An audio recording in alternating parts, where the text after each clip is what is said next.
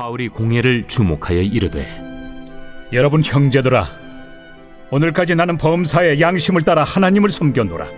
대제사장 아나니아가 바울 곁에 서 있는 사람들에게 그 입을 치라 명하니, 회칠한 담이여, 하나님이 너를 치시리로다.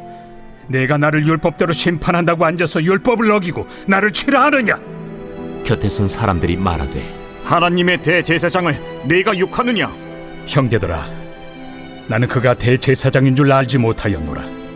기록하였으되 너의 백성의 관리를 비방하지 말라 하였느니라. 바울이 그중 일부는 사두개인이요 다른 일부는 바리새인인 줄 알고 공회에서 외쳐 이르되, 여러분 형제들아, 나는 바리새인이요 또 바리새인의 아들이라.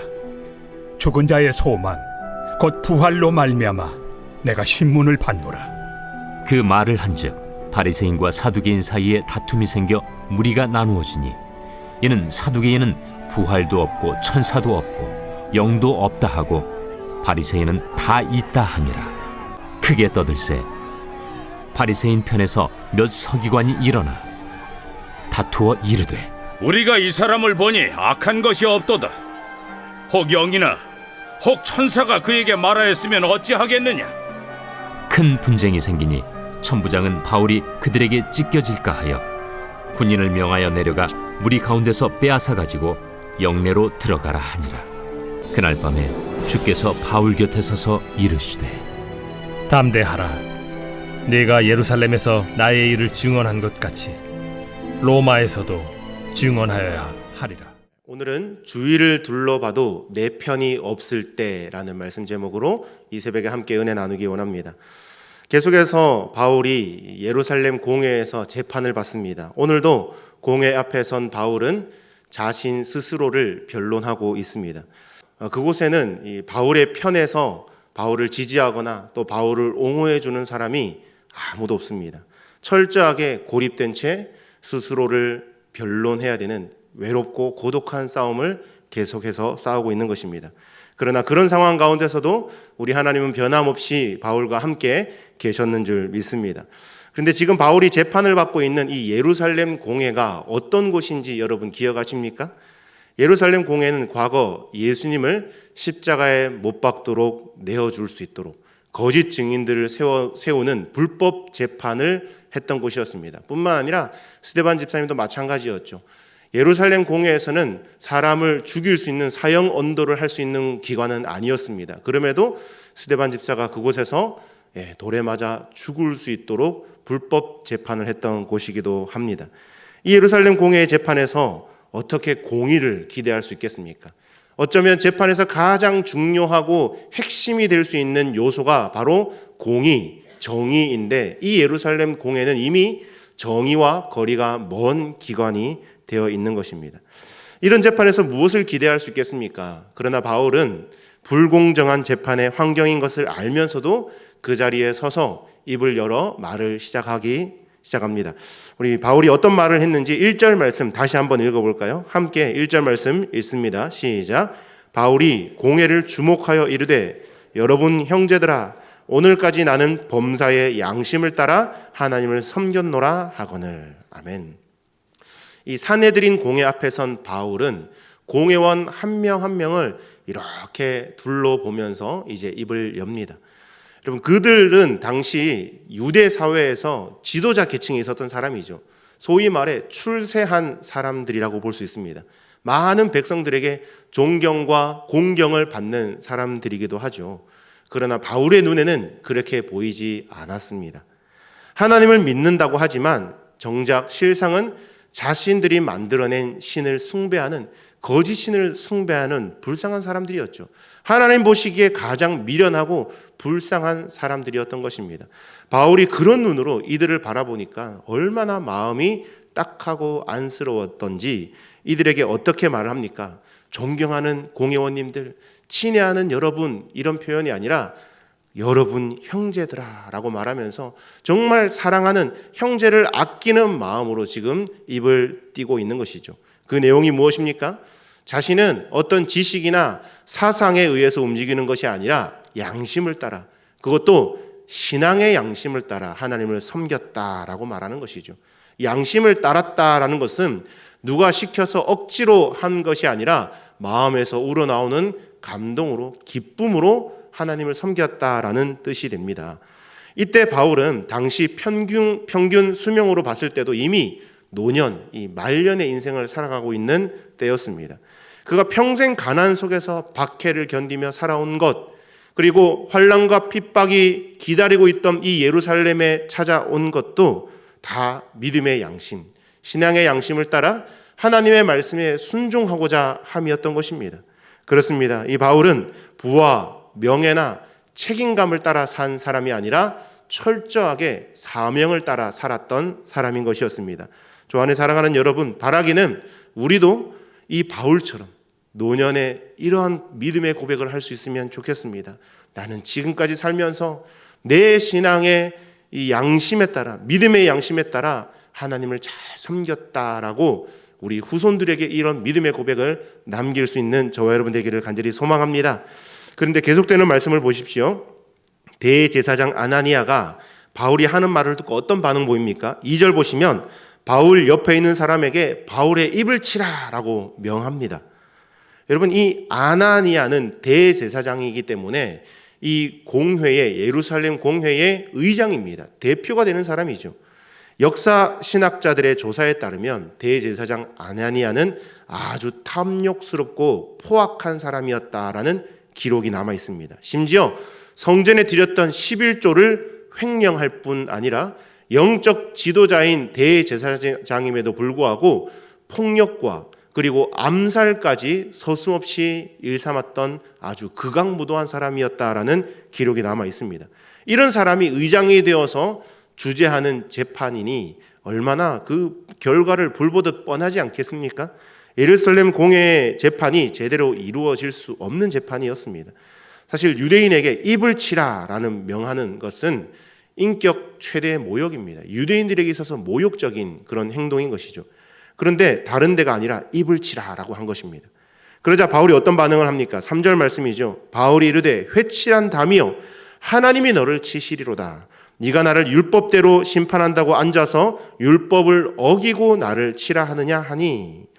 여러분, 우리는 이 당시 바울이 겪었던, 바울에게 일어났던 이 일을 성경을 통해서, 이 말씀을 통해서 성경을 읽고 있기 때문에 당시 분위기를 다 헤아릴 수 없겠지만 지금 바울을 죽이기 위해 열린 공회에 서서, 그것도 그 공회의 의장되는 대제사장을 향하여서 마치 예수님께서 바리새인을 향하여 이 회칠한 무덤과 같은 자들이여 라고 했듯이 회칠한 담이여 라는 굉장히 무시무시한 말을 했다는 것은 정말 보통 용기로는 할 수 없는 발언인 것입니다. 이것만 보더라도 바울은 외부적인 환경과 분위기를 따라 산 사람이 아니라 철저하게 신앙 양심에 따라 해야 될 말은 해야 되는, 하나님께서 그 입에 말을 넣어주시면 도무지 담아둘 수 없는 사람이었다라는 것을 볼 수 있죠. 바울이 이 말을 듣고 옆에 있던 사람들이 바울에게 뭐라고 합니까? 호통을 치면서 네가 왜 하나님의 대제사장을 욕하느냐라고 이야기하죠. 그러자 바울이 어떤 대답을 합니까? 5절 말씀 우리 함께 읽어볼까요? 5절입니다. 시작. 바울이 이르되 형제들아 나는 그가 대제사장인 줄 알지 못하였노라. 기록하였으되 너의 백성의 관리를 비방하지 말라 하였느니라 하더라. 여러분, 이 말은 바울이 단순히 지금 자신 앞에 서서 자신을 신문하고 그 입을 치라라고 명하는 사람이 대제사장이었는지 몰랐다라는 것을 의미하는 것이 아닙니다. 언중유골이라는 사자성어 아시죠? 이 말에는 숨겨진 다른 의미가 있습니다.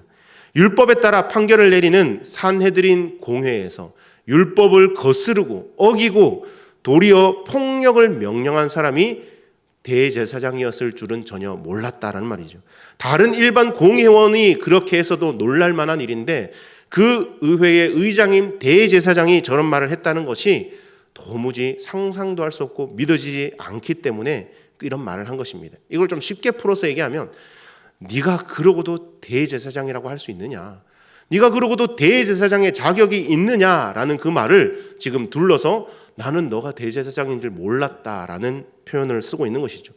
그런데 계속되는 말씀을 보면 바울을 재판하는 예루살렘 공회에는 대제사장뿐 아니라 어떤 무리들이 함께 있습니까?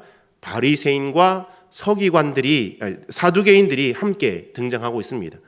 우리가 아는 것처럼 바리새인과 사두개인은 유대 사회의 두 중요한 지도자 계층입니다.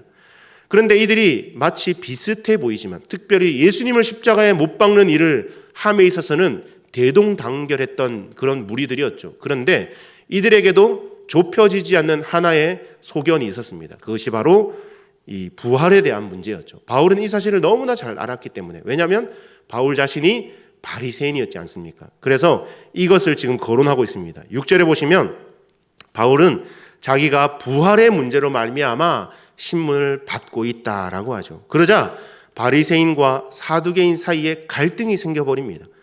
이전까지만 해도 바울을 같이 죽이려고 공모했던 자들이 자신의 이 신학적 차이로 인해서 각자 지금 서로의 의견이 맞다 그러면서 지금 갈등이 생기죠. 바리새인은 적어도 부활에 대해서는 바울과 같은 의견이었기 때문입니다. 하지만 사두개인은 말씀에서 읽어서 아시듯이 부활이나 천사들이나 영에 대한 부분을 인정하지 않았던 사람들이었죠. 따라서 두 그룹 사이에 의견 충돌이 일어나고 이 재판장에 예루살렘 의회가 소란스러워집니다. 결국 이를 지켜보던 천부장이 그 소요 가운데 혹시나 로마 시민이라고 주장했던 이 바울이 다치기라도 할까봐 그 일을 통하여서 로마 당국으로부터 뭔가 책 잡히는 일이 생기게 될까봐 얼른 군사들을 시켜서 이 바울을 영내로 피신시키게 됩니다. 천부장이 바울을 예루살렘 공회에 재판을 받게 한 것은 왜 이 바울을 유대인들이 죽이려고 하는가, 바울의 죄목이 무엇인가를 찾아내 보려고 했지만 결국 예루살렘 공회 재판을 통해서 얻어진 것은 아무것도 없었습니다. 이 모든 일을 여러분 바울의 입장에서 한번 생각해 보기 바랍니다. 예루살렘에 올 때부터 바울의 간절한 바람이 무엇이었습니까? 한시라도 빨리 로마에 가서 복음을 전하는 것이지 않습니까? 그런데 현실은 다시 예루살렘 옥에 갇혀 있으니 얼마나 그 마음이 답답하고 또 속상하겠습니까? 뒤에 계속되는 말씀을 보시면 바울은 예루살렘에 몇 차례 더 재판을 받고 좀 더 오랜 기간 옥에 갇혀 있게 됩니다. 하지만 11절 말씀 우리 같이 한번 읽어볼까요? 오늘 말씀 본문에서 가장 중요한 말씀입니다. 11절 말씀 함께 읽습니다. 시작. 그날 밤에 주께서 바울 곁에 서서 이르시되 담대하라, 네가 예루살렘에서 나의 일을 증언한 것 같이 로마에서도 증언하여라 하리라 하시니라. 아멘. 인간적으로 볼 때는 여러 어려운 고비들이 이어지고 로마로 가는 일정이 늦어졌지만 하나님께서는 바울이 로마에서도 복음 증거하게 될 것이다 라고 분명하게 말씀해주고 있습니다. 하나님의 뜻은 그 어떤 방해나 장벽도 막을 수 없다라는 것이죠. 바울이 비록 힘들고 어려운 재판을 받고 또 수많은 고난을 당하고 있지만 이 물리적인 고난을 이길 수 있는 비결이 어디에 있었는지 아십니까? 바로 바울에게 찾아오셔서 친히 말씀으로 위로해 주시고 말씀을 통하여 약속해 주시는 그 하나님이 내 편이라는 것을 믿었기 때문인 줄 믿습니다. 주 안에 사랑하는 여러분, 우리도 이 바울처럼 세상을 살아가면서 주변을 둘러봤을 때 내 편이 아무도 없다고 느껴질 때가 있지 않습니까? 심지어는 나의 배우자마저도 내 마음을 몰라준다고 속상하게 생각될 때가 있지 않습니까? 마치 바울이 예루살렘 공회에 서서 아무도 자신을 위하여 변호해 주거나 또 이렇게 말을 해주는 그런 변호가 없었던 비참한 상황에 서 있는 것과 같은 상황을 맞을 때가 있지 않습니까? 그러나 우리 주님께서는 바로 그때도 여전히 우리 안에 거하시면서 나의 사랑하는 아들아, 나는 너를 믿는다, 나는 너를 의롭다고 인정한다 라고 말씀해 주실 때에 우리는 그 약속을 믿고 또 앞으로 우리가 걸어가야 되는 그 걸음 가운데 우리의 삶을 인도해 주실 것이라는 그 하나님의 약속이 이미 우리에게 주어졌기 때문에 그 약속을 믿고 의지함으로 승리하는 자들이 되기를 간절히 소망합니다. 바라기는 오늘 하루도 이 하나님의 말씀을, 약속의 말씀을 믿고 믿음으로 우리의 걸음을 내딛었을 때에 주님이 인도하시는 삶, 주변에 비록 나의 편은 없을지라도 하나님이 나의 편이 되셔서 우리의 삶을 인도해 주실 줄 믿습니다. 우리 함께 말씀을 기억하며 기도하기 원합니다. 예루살렘 공회에 서서 외롭고 고독한 싸움을 해야만 했던 바울이지만 그럼에도 불구하고 전혀 주눅들지 않고 오히려 담대할 수 있었던 것은 세상에 아무도 내 편이 없어도 주님이 나의 편이라는 사실을 믿었기 때문입니다. 이 시간 기도할 때에 영원히 나의 편이 되어주시는 주님으로 인하여 위로와 용기를 얻게 하여 주옵소서. 그렇게 기도합시다. 또한 이 시간 이번 한 주간 하반기 사역 계획을 놓고 먼저 하나님께 묻기 위해 기도하고 계신 담임 목사님을 위해서 기도합시다. 목사님을 영육간에 더욱 강건하게 붙잡아 주시고 말씀과 기도를 통하여 하나님께서 우리 교회를 통하여 행하실 일들을 깨닫게 해달라고 주님의 이름을 한번 부르고 기도합니다.